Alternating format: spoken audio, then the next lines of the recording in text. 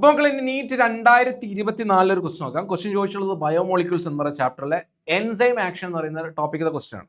Question regarding catalytic cycle of N enzyme action select the correct sequence steps. Okay, നമുക്ക് കുറേ steps ഉണ്ട്, അതിന് correct ഓർഡറിൽ എഴുതാനാണ് പറയുന്നത്. ഓക്കെ, അപ്പോൾ നമുക്ക് ആദ്യം സ്റ്റെപ്സ് ഒന്ന് പരിചയപ്പെടാം.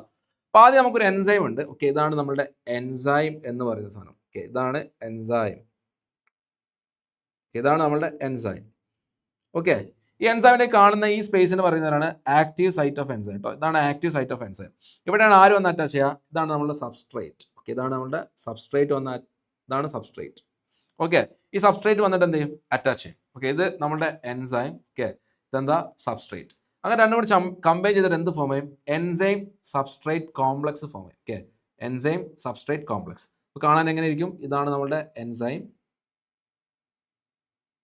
ഓക്കെ, ഇതാണ് നമ്മുടെ സബ്സ്ട്രേറ്റ്. സബ്സ്ട്രേറ്റ് ഇതിനുള്ളിൽ ഫിറ്റ് ആയിട്ട് ഇങ്ങനെ ഇരിക്കും. ഓക്കെ, ഇതിനെന്ത് വിളിക്കും? Enzyme substrate complex.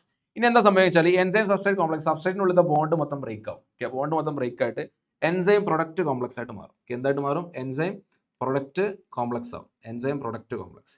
ഈ എൻസൈം പ്രൊഡക്റ്റ് കോംപ്ലക്സിന് എന്ത് റിലീസ് ചെയ്യും? പ്രൊഡക്റ്റ് റിലീസ് ചെയ്യും, എൻസൈം റിലീസ് ചെയ്യും. ഓക്കെ, എന്നിട്ട് എൻസൈം എന്താ ഫ്രീ ആയിട്ട് നിൽക്കും. ഈ എൻസൈം അടുത്ത സബ്സ്ട്രേറ്റിനായിട്ട് എന്തെങ്കിലും ബൈൻഡ് ചെയ്യാൻ കാത്തും. ഓക്കെ, അപ്പോൾ നമ്മളുടെ എന്ത് നോക്കാം? നമ്മളുടെ ഓപ്ഷൻസ് നോക്കാം.